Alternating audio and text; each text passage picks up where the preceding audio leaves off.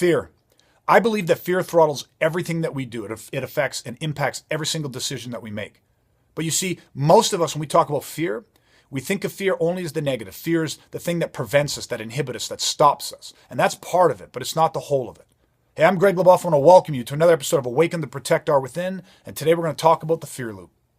So the big question was this: what do good people do when a society's laws and institutions fail to keep them safe from aggression and violence? How do you get through a growing number of angry, hateful, aggressive people and still remain physically, mentally, and emotionally strong and positive? That was the question, and this podcast will give you the answer. My name is Greg LeBoeuf, and welcome to Awaken the Protector Within. Okay, I said that I believe that fear throttles everything that we do for every single one of us. Let's just make sure we're on the same page. You see, if you have two people and they both experience fear, you can have one of those people where fear stops them. The fear of failure, the fear of looking silly, the fear of rejection, the fear of so many different things, but it stops them. It's an inhibitor. But then you can have the other person facing the same situation and they go forward. They take the risk. They go all in. They take the chances. They make a fool of themselves. They risk injury. They do all that type of stuff. And you say, the first person, fear stopped them and inhibited them. They were afraid to try, afraid to risk it, afraid to look bad. But the second person, they had no fear. But see, what I want you to understand is that if you change the perspective slightly, see that other person that took action, that went forward, they were also afraid. What were they afraid of? Fear throttles everything we do because they were afraid to not try. They were afraid, equally afraid, that somebody would judge them a coward. And so that the fear of being called a coward drove them to say, no, I've got to do this. The fear of being judged, the fear of playing it safe. Fear is in everything that we do. It throttles every decision, but we need to understand that it goes both ways. Fear can be the greatest motivator, but fear can also be the greatest inhibitor. So what I want to do today is I want to talk about the fear loop. Okay, now we're going to just set aside what I said. Let's talk about the fear loop. How do we process? How does fear impact us? Okay, let's break this down. See, first thing that I want you to understand when it comes to fear is that we all have expectations. Matter of fact, I actually once heard that there's two things in this world that you want to learn to manage: your beliefs and your expectations. If you can learn to manage those two areas, you will have a completely different level of control over your life in every area. So let's break down, we're going to talk about both, but let's break down expectations. Expectations are very powerful. And I want to connect this obviously to violence and to aggression. But when we have an expectation, which we all do, those expectations create in us a visualization. They create an image. You see, our mind works by creating images. If I was to say to you, cat, dog, refrigerator, you don't take the words cat, you don't take the letters of the word cat, C-A-T. That's not what enters your mind. You have an image of a cat. Maybe it was a domestic cat, maybe it was a predator cat, but you have an image of a cat. See, that's how things, they mean something to us. So we have this image. So you see, I want you to understand that when we have expectations, those expectations manifest in visualizations, in images. And then those images, we have beliefs connected to those images. So we have an expectation. So for example, I want to give you just a really classic one that's easy to understand. The expectation for most people when it comes to violence and aggression is of some dark, scarred up, brooding, muscle-bound, bad teeth, bad breath, dressed like crap. This is what is the expectation when we talk about violence and aggression? What's the expectation if we just go and we talk about bullies in school? We have an expectation of what those people look like. Even kids. We have an expectation. I can imagine what he even looks like. We paint an image in our mind. There's always an expectation.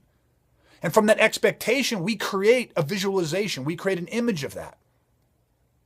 And then from that, we have a belief. And a lot of our beliefs, remember, are formed by our upbringing. They're formed by media. They're formed by, TVs and movies and books. They're formed by other people's opinions. So many of our beliefs are unwanted, but yet inherited opinions and perceptions of other people. We didn't want it, but we got it. We inherited it because we were inundated with, we were saturated with it from a birth. So we have this expectation, and from that we have this image, this visualization, and with that there is a belief. And media, you watch movies or TV or you read in the paper, and it always, when you talk about aggression or violence, it's always painted with the same brush. And that brush is there to align with our beliefs and with that image. It's what keeps us trapped. And then I want you to understand that from the expectation, the visualization, the beliefs, and then there is the neuroassociation. And this is a powerful part to this because you see, the neuroassociations with our expectations and our beliefs and these images we have in our mind, we actually endow those images, those beliefs, with power. Now, let me really clarify this for you. Most people in this world today have the expectation that somebody that is tough, somebody that is mean, somebody that is aggressive, somebody that is violent, that they are big. You get what I mean? The visualization of that. If I said, I want you to picture somebody, I want you to think, tell me what you think about when I say violent, aggressive, powerful, strong. What you probably created was an image in your mind of somebody with big muscles, somebody like large, like 6'8", 300 pounds, big barrel chest, scars on the face, a tattooed, biker-esque type person. The reality is that we have this expectation, we create this visualization, that ties in with our belief because movies and on the news and everything else, we see pictures of, you see mugshots of people and they got scruff and they look, hair's all messed up and they're strung out and it's like all of the images and it's like we create that, we see what we want, we see what our mind is expecting to see. And you said this creates a loop, and then the neuroassociation is that anyone that has big muscles, anyone that's large in stature is a badass. They know how to fight. They are tough. It's actually interesting, man. I do this a lot when I go out places. You go to a place, you go to a room, and you just go to somebody, we're in a conversation, just survey. Who do you think's the toughest guy in this room? Who do you think's the baddest person in this room? Who do you think's a violent person in this room? Who do you think has the capability of that? People look around. What do you think they look for? Well, that guy's got a scar. That guy's got big muscles. That guy's tall and athletic. That guy's this. That guy's that. Because there's neuroassociations connected to that. If you got big biceps, then you are automatically, by neuroassociation, based off our expectations and beliefs, you get endowed with fighting capabilities. Even if that person's never thrown a punch a day in their life. They don't have a clue how to throw a punch. The expectation by everybody else, and therefore the image in their mind, what they're seeing, how they look, how they're built, the beliefs that they have based on Hollywood and everything else that we're told, all of that, the neuroassociation connected that. If you're big and strong, you are tough. Now you see, how does this tie into the fear loop? Because in every situation, we are throttled by fear and there's always an expectation. What allows somebody to run towards the sound of gunfire? You say, how do they do that? For most people, the fear would be overwhelming. So the last thing, I'd be running the other way. Well, there's still fear involved in that. Fear throttles them, but the fear of what? Many times it's the fear of letting down the person to the left or the right of them, their brother. That fear of failure motivates them to do things that are so courageous. But it's still a fear. It's a fear to failure. It's a fear of letting down your country. It's a fear of letting down your family or not protecting. Fear is and throttles everything. But you see, we have this expectation. And we have this expectation with that there's an image. There's an image of what it is to be brave or what it is to be courageous. And then there's this belief that is tied in with it. And then that leads to a neuroassociation. And so we can get caught in this loop. And we don't even understand it, but it throttles everything that we do. And where we need, and I've given some examples too of how this serves us. But there's so many ways where this does not serve us. It hurts us, it limits us. And that is where we have the expectation to fail. We have the expectation to fail, and we have the image, we have the visualization of the pain that would cause, the humiliation that would cause. And then we have a belief, and we have a belief tied in that if you fail, if you come in second place, if you lose, that you're worthless, that you're weak, that you're broken, that you're not as good as, that you're less than. And then there's these powerful neuroassociations about what it is to be a loser, to be weak, to be broken, that automatically you get endowed with. You will endow yourself with it. And that does what? That funnels the fear. And the fear just gets caught in this loop. You have this expectation, and from this expectation, You take actions based off what you expect to be true. What's even more powerful is that the expectation is already a manifested image in your head that you can see, touch, taste, feel. And that is connected to these beliefs, and your beliefs reinforce it. So you look out into the world and you find all kinds of evidence to prove your expectation and the image you have in your mind to prove it right.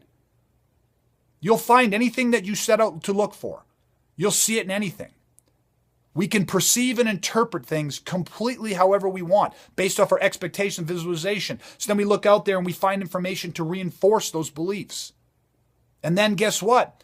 There's all these neuro associations. We create something off that. A big guy is tough. He can fight. He's the defender. He's the protector. If you're small and you're slight build and you're, whatever in stature, then you're weak. Then you're not the protector. You're not the fighter. You can't do that.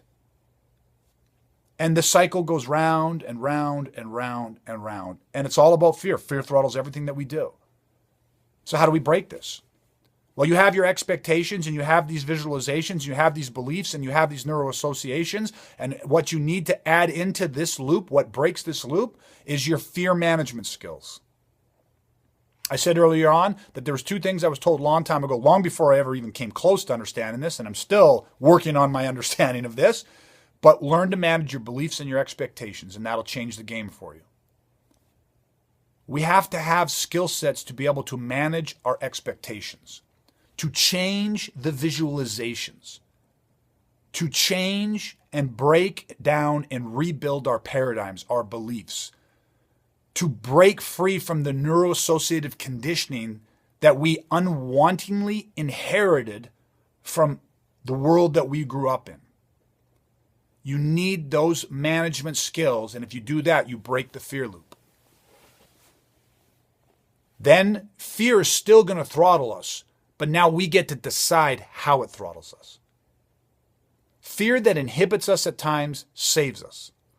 Fear that tells us to stop, that tells us to take a second, that tells us to turn the other way or get down or do whatever it is, that fear can be our greatest gift, to quote Gavin de Becker. But at the same time, we can't be a slave to our fear. We've got to understand that it operates on this loop, and if we can break it, then we can learn to use fear to throttle us forward. To actually, when we feel the fear, to actually take actions, to risk it, to not be afraid, to move forward into things, to grow beyond who we are today, to grow beyond the challenges that we face. So this is true, and this fear loop exists in violence and aggression and in bullying all the time. I see it all the time. We have to break this. We have to add in management skill sets to be able to manage and regulate our fears and our expectations and our beliefs. All right, everybody, food for thought. I'm going to leave that with you. Let me know what you think. Fear, how big of a role does it play in our lives? All right, everybody, that's it. Until next time, stay safe, stay ready, and remember, getting off that X only one step away. Want to awaken your protector within? If so, then head to awakentheprotectorwithin.ca and get your free Off the X training today.